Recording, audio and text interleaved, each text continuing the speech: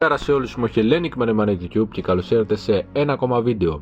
Πιο συγκεκριμένα καλώς ήρθατε στο 6ο επεισόδιο Μάθε τον χαρακτήρα, όπου μέσα σε αυτό θα μάθουμε τον Loki, τον οποίο τον ζητήσατε εσείς αρκετά στα σχόλια, και επειδή εγώ χατήρι δεν χαλάω, σας φτιάχνω επιτέλους αυτό το βίντεο, το οποίο είναι διαφορετικό από τα δύο τελευταία βίντεο που έφτιαξα, που επιτέλους επιστρέφει η μελέτη στα βίντεο μου, γιατί πριν είχα Q&A, το οποίο απλά είχα να απαντήσω σε κάποιες ερωτήσεις, ενώ μετά ήταν το reviews, το οποίο ήμουν τελείως αυθόρμητος σε αυτά που έλεγα. Οπότε λοιπόν, σε αυτό το μέρος θα μάθουμε τον Loki. Ο Loki Laufeyson, μια έμπνευση του Stan Lee και του Larry Lieber, ενώ ζωγράφιζε και σχεδίαζε ο Jack Kirby, έκανε την πρώτη του εμφάνιση στο τεύχος Journey into Mystery 85 τον Οκτώβριο του 1962. Παρότι υπήρξε και ένα τεύχος, το Venus 6 τον Αύγουστο του 1949, στο οποίο υπήρχε μια διαφορετική έκδοση του Loki. Ο Loki έγινε περισσότερο αγαπητός από τους αναγνώστες των κόμικ λόγω του ότι ήταν εντυπωσιακός στην εμφάνιση, αλλά και επειδή ήταν γνωστός ως ο κακός αδελφός του Thor. Ο Loki Laufeyson γεννήθηκε ως πρίγκιπας στο βασίλειο του Jotunheim από τον γνωστό βασιλιά των παγωμένων γιγάντων Laufey και την σύντροφο και βασίλισσά του Farbauti. Ο Loki γεννήθηκε αντίθετα με τους παγωμένους γίγαντες μικρός και αδύναμος, πράγμα που έκανε τον Laufey να νιώθει ντροπή για τον γιο του. Ο Loki δεν είχε γεννηθεί γίγαντας και δεν άξιζε να γίνει πρίγκιπας και μετά βασιλιάς, οπότε ο Laufey παράτησε τον γιο του κρυμμένο σε ένα δεμάτιο για να πεθάνει. Πριν από πολλά χρόνια λοιπόν, όταν το σύμπαν ήταν ακόμη πάλι πολύ νέο βασικά, ο Όντιν και ο πατέρας του ο Μπορ ήθελαν να καθιερώσουν την κυριαρχία τους στα βασίλεια για να φτιάξουν και εκείνοι το Άσγαρντ, όμως κάτι τέτοιο θα δημιουργούσε και πολλούς εχθρούς. Να τονίσουμε εδώ ότι ο Laufey και γενικά η Jotunheim, αυτοί του Jotunheim δηλαδή, πρώτα απλώς ήταν γίγαντες και όχι παγωμένοι γίγαντες, όπου θα δούμε μετά στη νέα έκδοση στα κόμικ. Κάπως έτσι λοιπόν, ένας από τους μεγάλους εχθρούς του Όντιν ήταν και ο Laufey.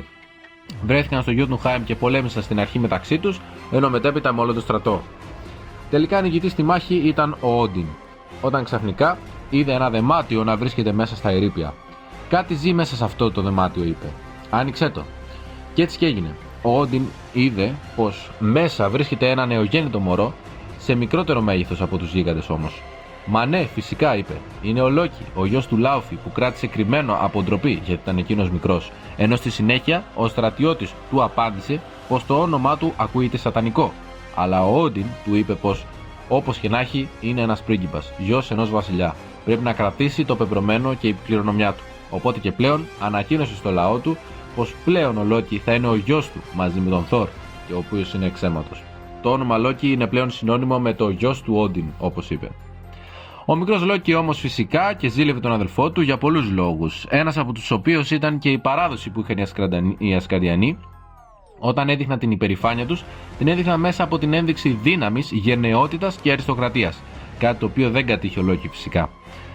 Λόγω λοιπόν αυτού του γεγονότος, ο Loki φάνηκε από μικρή ηλικία να έχει μια στροφή στη μαγεία και την επιστήμη, παρά δηλαδή σε δύναμη, γενναιότητα και αριστοκρατία.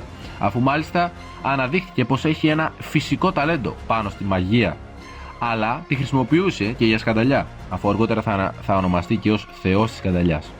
Κάπως έτσι η πρώτη του σκανταλιά ήταν όταν είχε βρει 3 αράχνες και τις είχε κάνει μεγάλες, με σκοπό να επιτεθούν στον Thor, στη Sif και στον Balder. Από εκεί και πέρα, ο Loki μεγαλώνοντας θα εξελιχθεί ως μάγος, αλλά θα αντιμετωπίζει προβλήματα με τους Ασκαρδιανούς, τους πιο ισχυρούς ήρωες της γης, τους εκδικητές, καθώς μάλιστα θα γίνει ένας από τους βασικότερους χαρακτήρες της Marvel, έχοντας συνεργασίες με άλλους υπερκακούς όπως οι Enchantress, όπως επίσης και θα γίνει και οργανωτής μεγάλων σούπερ κακών, όπως ο Magneto, Kingpin, Wizard και πολλούς άλλους. Ο Loki στα κόμικ πλέον έχει σκοτωθεί αρκετές φορές, με την πιο γνωστή να είναι στο Thor Ragnarok, όταν κατάλαβε ο Thor το τρίκ με τον χρονικό βρόχο που είχε κάνει ο Loki για να συμβαίνει συνεχώς το Ragnarok, ακόμα και αν άλλαζε το παρελθόν του, άλλαζε το παρελθόν ο Thor, με αποτέλεσμα ο Thor τελικά να τον σκοτώσει κόβοντας του το κεφάλι. Αλλά όπως είπαμε, ο Loki είναι θεός. Έχει ζωντανέψει ξανά και ξανά και ξανά, αλλά σε διαφορετικές μορφές. Ο θεός της σκανταλιάς, Loki, έχει φοβερές δυνάμεις και σωματικές αλλά και εξωσωματικές, με πιο γνωστή από αυτές να είναι η μαγεία. Ως πασταρδεμένος Ασκαρδιανός και Jotunheimανός όπως το λένε, ο Loki έχει υπεράνθρωπη δύναμη, αντοχή, πυκνό ιστό αλλά και στάμινα. Ο Λόκι διαθέτει υπεράνθρωπη δύναμη ικανή να μπορέσει να σηκώσει έως και 50 τόνους με τα χέρια του, ενώ με τη βοήθεια της μαγείας του αρκετά παραπάνω.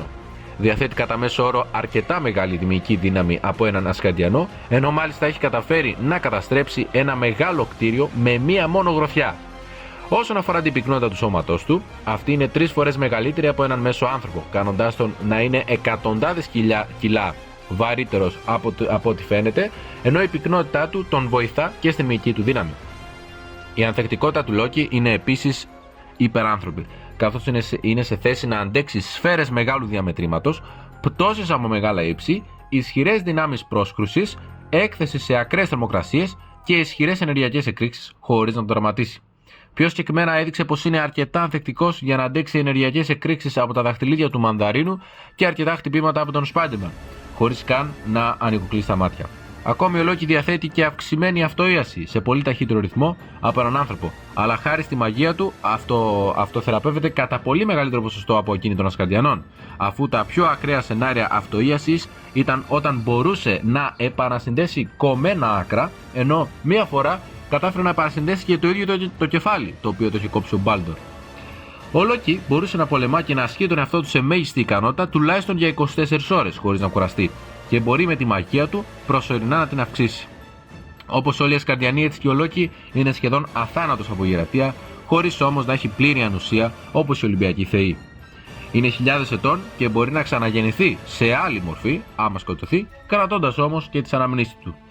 Η μαγεία του Λόκι του επιτρέπει να πετύχει μοναδικά πράγματα. Οι μαγείες του Λόκι έχουν χαρακτηριστεί μάλιστα εισάξιας με αυτές της Καρνίλα, της ισχυρότερης μάγισσας του Άσκαρντ, ενώ επίσης έχει καταφέρει να στρέψει τις σιωνικές ασπίδες της Invisible Woman εναντίον της, κατάφερε να απελευθερωθεί από την τεχνολογία των Celestial όταν τη χρησιμοποιούσε ο Apocalypse, έχει ανοσία στον δίσκο του Controller, ενώ έχει το απίστευτο και σπάνιο όπου μπορεί να αντισταθεί στις δυνάμεις απομίζησης της Rogue.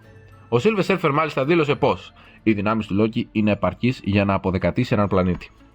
Έχει ικανότητα τηλεκίνησης σε χαοτικό επίπεδο, έχει μυστικιστικές ενεργειακές εκρήξεις, μυστικιστικά πεδία ασπίδας, δημιουργία ψευδαισθήσεων και σε πολύ ισχυρά όντα, καθώς και τηλεμεταφορά. Ο Λόκι τέλος μπορεί να επικοινωνήσει τηλεπαθητικά από διαστατικές αποστάσεις, ακόμα και με εμπόδια. Μπορεί να μεταμορφώνεται σε άψυχα ή έμψυχα όντα ή αντικείμενα, ενώ μπορεί να μιμηθεί ακόμη και θεούς, χωρίς όμως να έχει τις δυνάμεις του, ενώ σύμφωνα με τον ίδιο αυτή η μαγεία είναι αρκετά κουραστική. Ο Λόκι έχει τη μαγεία της μεταλλαγής, δηλαδή έχει κάνει μία φορά τα σύννεφα σε δράκους και ακόμη και τα αυτοκίνητα σε παγωτά.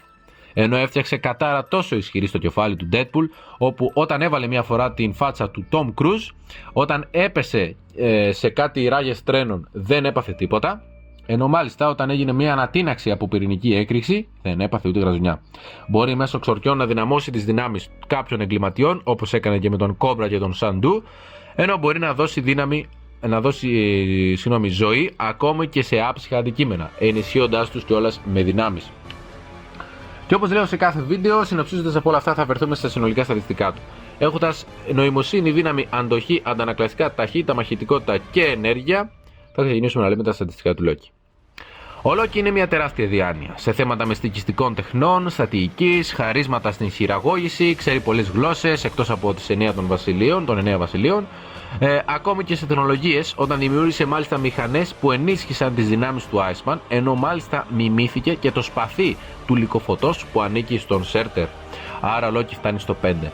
Μπορώντας να σηκώσει με γυμνά χέρια τουλάχιστον 50 τόνους, ενώ με τη βοήθεια της μαγείας του παραπάνω, ο Λόκι αξίζει καθαρά και μόνο λόγω της βοήθειας αυτής το 4. Η αντοχή του Λόκι είναι εντυπωσιακή.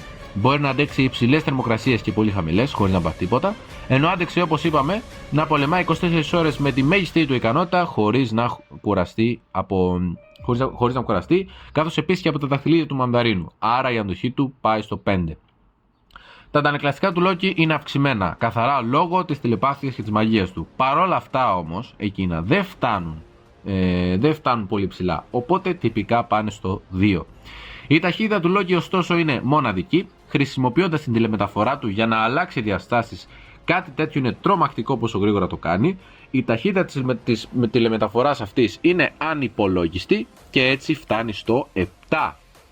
Η μαχητικότητα του Loki φάνηκε όταν μπορούσε να πολεμήσει με τον Thor σε αρκετές μάχες, ενώ έχει κερδίσει μάλιστα και τις Dizir, αν τις λέω σωστά, αν τις προφέρω σωστά, τις γνωστές βαλκυρίες του Bor αρκετές φορές. Άρα η μαχητικότητά του φτάνει στο 3. Και τέλος, ενέργεια. Οι μαγικές του και μυστικιστικές του δυνάμεις προκάλεσαν ασύλληπτα πράγματα έως τώρα στα κόμικ. Εισάξιος με την καρνίλα, ενώ έχει καταφέρει να βάζει σε επανάληψη συνεχώς να γίνεται το Ragnarok, και ισχυρότερος από τη μαγεία της Enchantress, ο Loki τελειώνει με 6. Και αυτά ήταν λοιπόν όλα τα οποία είπα και για τον Loki. Ήταν μια πολύ ενδιαφέρουσα ιστορία. Οι δυνάμεις του Loki ήταν πάρα πολλές σε σύγκριση με τους προηγούμενους χαρακτήρες που έχω γράψει. Παρατήρησα ότι στο Captain America οι δυνάμεις του ήταν 2 λεπτά. Τώρα δεν ξέρω πόσο διάστημα πήρε. Οπότε χαίρομαι όταν βρίσκω τέτοιους χαρακτήρες. Αλλά εντάξει, αυτά τα βίντεο ξέρω ότι μπορεί να βγαίνουν λίγο μεγαλύτερα.